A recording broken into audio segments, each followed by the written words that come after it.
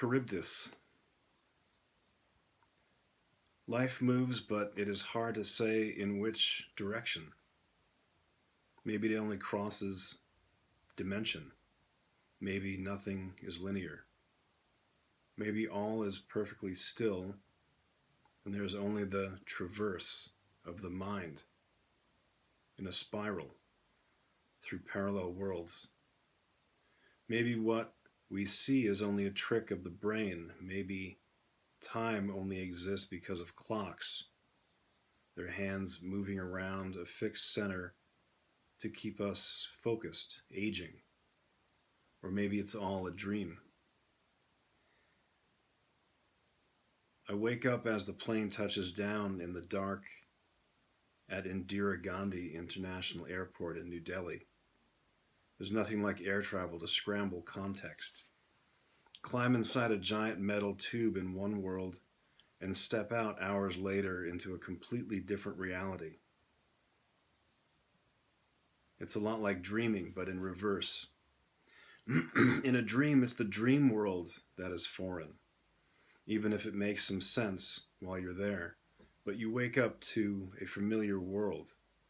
When you travel to the other side of the planet, the world you wake up in is the one that doesn't make sense. Absolutely everything is different. The people, their clothes, their voices, and their skin. The streets are not recognizable, nor the vehicles and buildings that line them. The air you breathe smells and feels different, and there are even colors that never cross borders. I was told by others who had been here that nothing could prepare me for India. If air travel is crossing dimensions, going to India is traveling through time. I walk off the plane tired, stiff, and probably still a little drunk. Though reality is so skewed, I can't really tell. I wait on the concrete platform with a crowd of other passengers.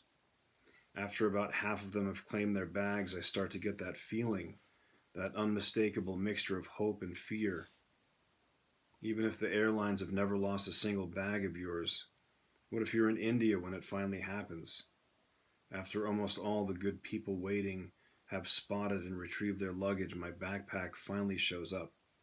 I do my best to act like I was never worried, collect it, and head towards a doorway where I see others exiting. After a 12-hour flight in which the numbers of passengers alone means the restrooms are practically inaccessible, I need to make a brief stop before the next line. Since I don't read Hindi, I'm careful to watch which door the men are coming out. Inside the doorway there are tiny rooms with holes in the floor and buckets of water set beside the holes. This has been explained to me. Pour with the right, wipe with the left. I balance my backpack carefully in one corner while I attend to one part of being human, which, even in the relaxed standards of the 21st century, isn't considered part of polite conversation. The simple act of defecation, its absolute ubiquity, its undeniable unpleasantness, along with its inescapable necessity, ought to keep us from thinking too highly of ourselves. It ought to lend towards humility and compassion for our fellow humankind. But somehow it doesn't, especially in Western society where we are numbed to these things through our surgical sterilization of almost everything. I confess I did bring hand sanitizer with me, but I'm not abandoning Western life entirely. Nevertheless, emerging from the doorway, I feel proudly initiated. An older Indian man spies me coming out of the stall and gives me a nod. I imagine it is a nod of approval. It doesn't occur to me that there might be Western toilets around the corner, and I'm not sure I would have sought them out in any case. In my mind, I went into the restroom, a sheltered Westerner, and I came out, a traveler of the East. I stand in the cattle call through customs and then find my way to the money exchange counter. The one other backpacker on the flight, an Aussie, walks past me while I'm collecting my rupees. For some reason, he stops to wait on me. He gives the customary g'day, asks where I'm from, and if I've ever been here before. Says this is his third trip here, and that there are rooms at the airport we should use because Delhi's not a place to try to negotiate at night.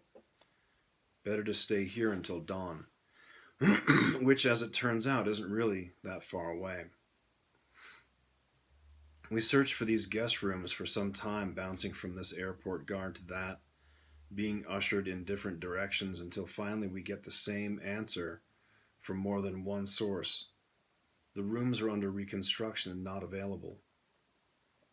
We find a lone tea stall and, sitting on the concrete floor near the stand, drink what may be the worst cup of tea in all India. While we sit there, sipping from paper cups and considering our temporary fate, we resign ourselves to looking for a place to just wait out the night, maybe even get a nap. Turns out the only place this is possible is the floor of a waiting area where, unfortunately, a television hanging from the ceiling is playing what must be a Hindi soap opera. Actors and actresses are variously singing, screaming, and crying in no certain order. The volume is set as if there were only two choices, mute and so loud someone on the other side of the airport could hear it over the din of 1,000 voices.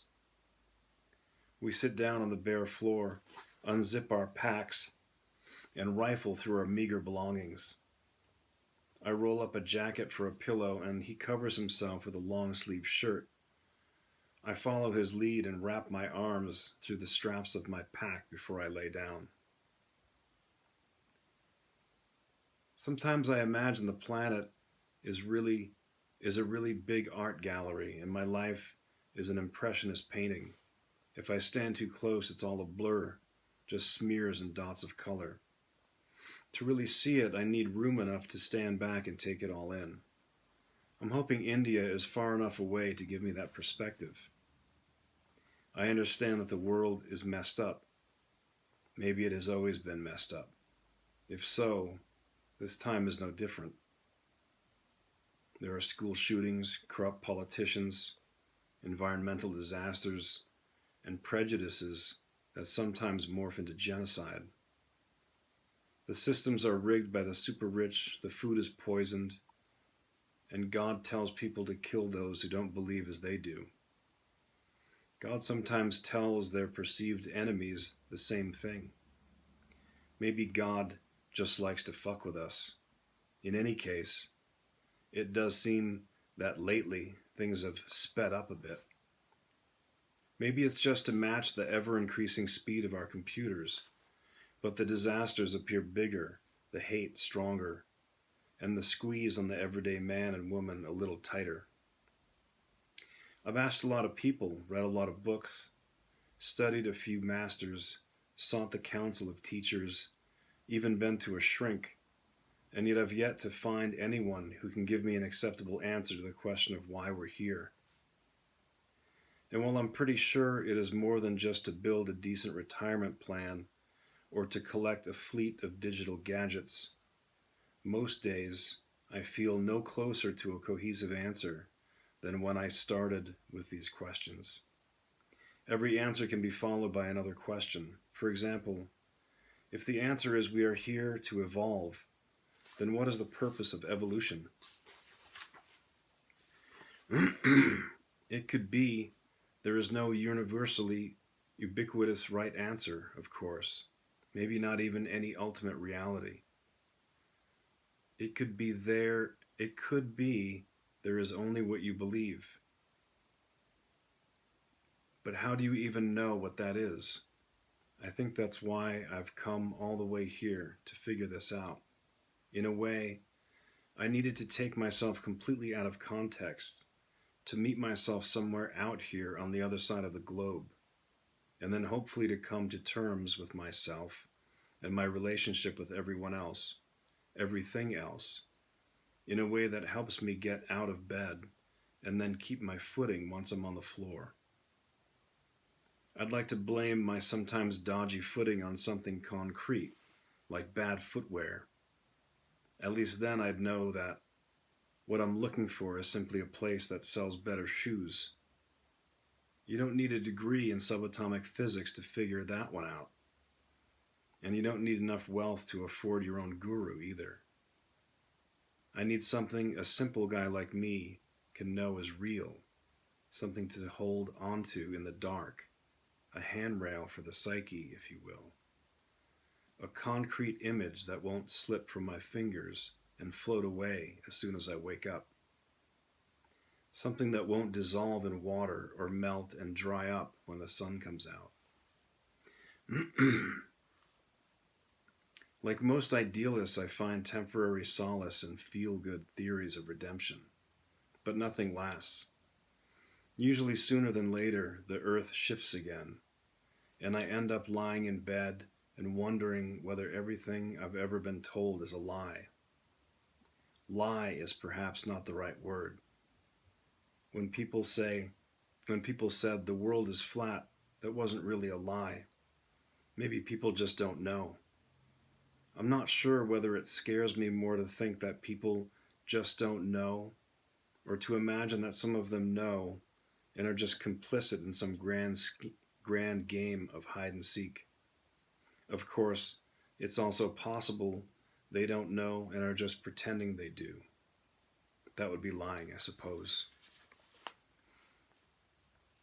Speaking of scrambled context, I wonder what I'll think when I wake up here. That I'm dreaming?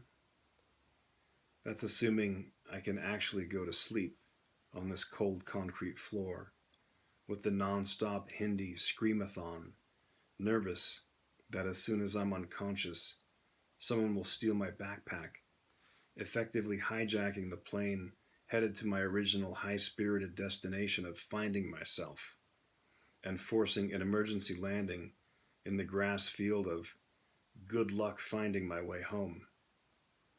If I do sleep, the dreams should be interesting.